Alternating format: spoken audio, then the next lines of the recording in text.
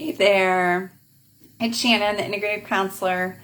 I am following up on a question to my previous video this week talking about how we create stories through the unconscious nervous system responses that we're having to each other and the world.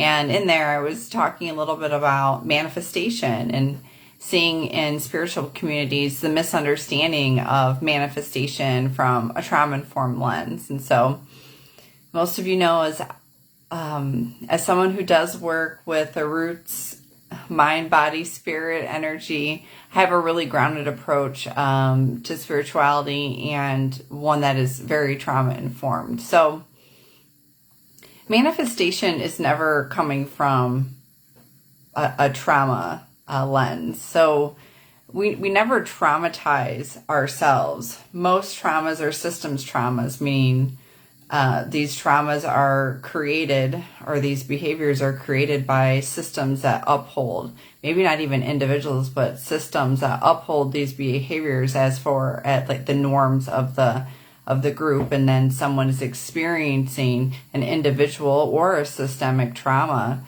as a result of that. So traumas and our trauma responses through our nervous systems are very unconscious. We are moving through the world and we're not really aware of how we are reacting. And then these stories are created to fill in the gaps. And a lot of times I'm hearing stories like, oh, this person's manifesting this in their life. No one traumatizes themselves, and no one comes into existence and has created these systems that have harmed individually. These are traumas that are interconnected because they are traumas that are received as a result of both individual and collective traumas that are existing. And so when we're manifesting is a co-creative act. So manifesting is a conscious behavior, okay? So manifesting is coming from a regulated state. Manifesting is coming from a resource state. Manifesting is coming from something that you want to create that's for the greatest good. And when manifesting happens, it's universally aligned with the collective good and you being well-resourced. So you doing the actual work. We're not just thinking about manifesting things into existence. We're actually physically going out and engaging with life. And so that requires us to be more regulated. We're not forcing manifestation. We also aren't having any expectations placed on manifestation. We're releasing that and ready to do the work when it comes back around for us to receive. And then there are individuals where they have to get really specific about what they are intentionally, consciously manifesting. I'm one of those. I have to be very specific as to what I am created. Now there's other individual types. Human design kind of explains this a little bit better with your design profile. Are you someone that needs to specifically drill down on what you're manifesting, or can you be a more generalized manifester? Again, this comes from a really regulated state, and when we are regulated, we are not in a trauma response. And so individuals that are experiencing trauma and then more negativity is happening in their life, they are generally living out trauma responses and systemically being marginalized and traumatized. And this is not a manifestation. This is not manifestation, because these are systems of power and structure that have policies and procedures that are happening to the person. And so this is not something that they have decided. Not one individual hasn't come and decided, okay, I'm going to create racism in the world and then have that be put on me. I'm going to create ableism or sexism or colonialism in the world and then have that be placed on me. No, you're not a conscious creator. Then therefore you're not manifesting if that is your experience. That's how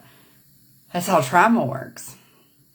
And that's a point where when you notice someone that you are in relationship and relating with, or serving, being, loving, and you notice that negative things are happening in that person's life, likely it's a stress response and a trauma response where actually physical 3D root cause care should be resourced and should be provided and sought out. And we're talking about like the Maslow's hierarchy of needs. That has to be in place for you to be a conscious co-creator, a conscious manifester in earth.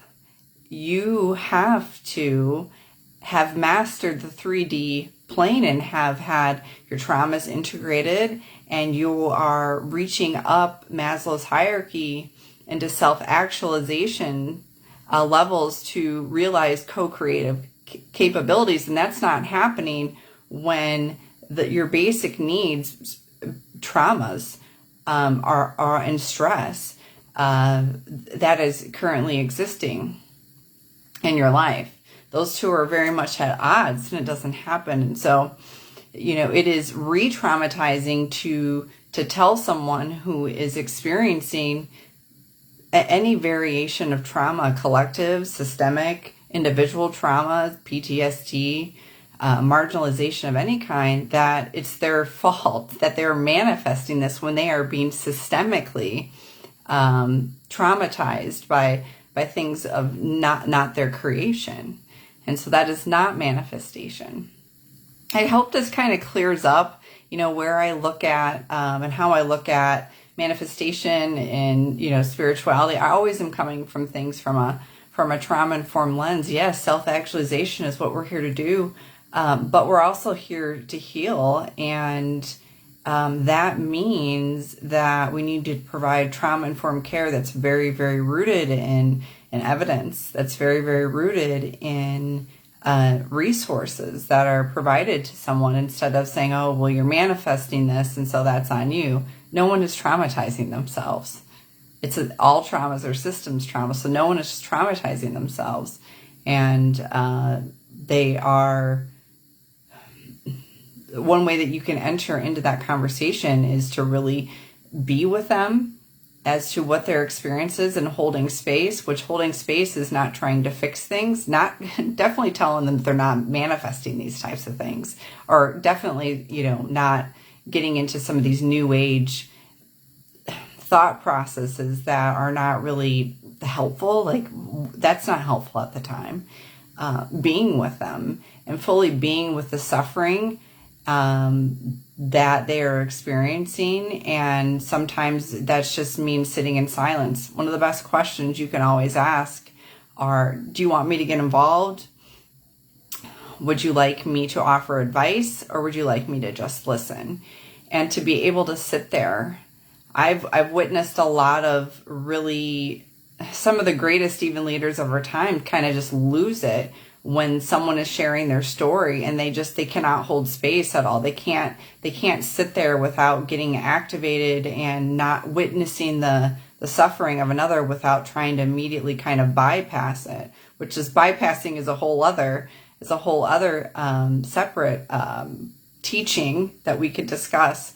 But to be able to sit there and hold space is such an important piece when someone is experiencing negative things repeatedly, and to just be with them and to empathize with your fellow human that is suffering.